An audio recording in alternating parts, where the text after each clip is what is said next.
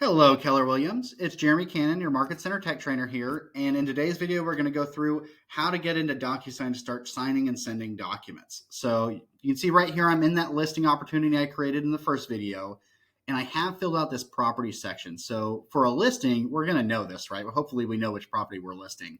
For a buyer, we may not necessarily know this information, but the reason I bring it up now is this will feed through to Docusign. So if I put my address here, I shouldn't have to type it into all those different documents once I get into Docusign. So I would encourage you to fill this out as soon as you can. I do also have the opportunity to start tracking some of these dates. Some of these may feed through to Docusign. I know they've been building this up, so I just don't want to promise they're all going to go through. But you do have an opportunity to kind of keep track of all the different dates that go on throughout this process. So again, the more you put in, the more you can get out. So I encourage you to fill out as much as you can. Now, anytime we're doing something with Docusign or getting documents signed or even submitting them to the office, we're going to go to the document section of this opportunity. Now, there's a couple things you need to do first. So I would strongly encourage you on this left-hand side, choose a checklist first, because this will allow Docusign to pull in documents for you automatically. Basically pre-populate them into our Docusign room is what we call where we manage the transaction in Docusign. And you can see once I selected that, I immediately got my compliance checklist to populate. And I've got a listing checklist or a listing folder. I've got a contract folder and a closing folder. Now, again, I'm on a listing, so buyers are slightly different. When you choose your checklist type on a buyer, the first slot's going to be called, I believe it's consultation, and there's no required documents, so it's going to be completely blank. So for a buyer, you need to start under contract. So just a little tip there. Now, these checklists are pretty much blank, right? So there's nothing submitted in here. This is where we put our signed documents. But when we actually need to get something signed, we're going to hit this start a transaction button.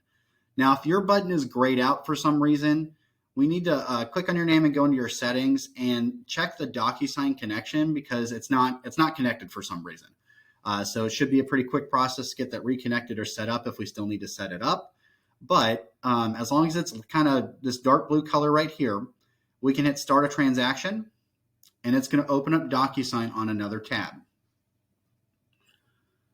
Now, of course, if you're like me and you've saved everything, it's a really easy process to log in. You probably won't have two profiles in Docusign like I will, but if you do, just choose the one that says Keller Williams. And it creates this room in Docusign for me. And you can see right here, because I chose that checklist, it's automatically pulled in some basic documentation for me. Now, I do want to flip back to command real quick. There's something I do want to point out. So that first time I clicked this transaction button, it was dark blue and said start a transaction. Going forward, once I've started it, it does change the go to transaction. Just know that it's the same button. If I click it now, it's just going to take me right back into Docusign, same place we were just in. They just change that button for some reason. So don't worry about it. The button still works. It just says something a little different. So now I'm in Docusign and I can start filling out these documents. So I'm going to go ahead, just click on my listing document. And you'll see that because I filled in that property address in my opportunity, it's already going to be on any documentation that needs that property address. So personally, this is how I like to handle these documents. I just click on them and I'll just go through and start filling out everything that the agent has to prepare. And that's really all there is to it. These should all be formatted for us to fill out anything we need to do. But like our property condition disclosure, for example, there is one spot we have to fill out as the agent, but most of this is going to be filled out by the seller. So anything that's going to be interacted with by our clients, we're not going to be able to fill that out here. So you can see checkboxes aren't populated yet. If I keep going down, there's no initials. You're not going to see signatures yet. We're going to see that in the next step that we take.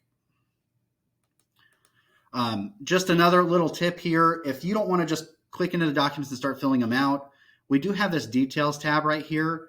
And this is basically your autofill section. So you can start filling this out and anything you put on this page is going to feed into other documents that need that information.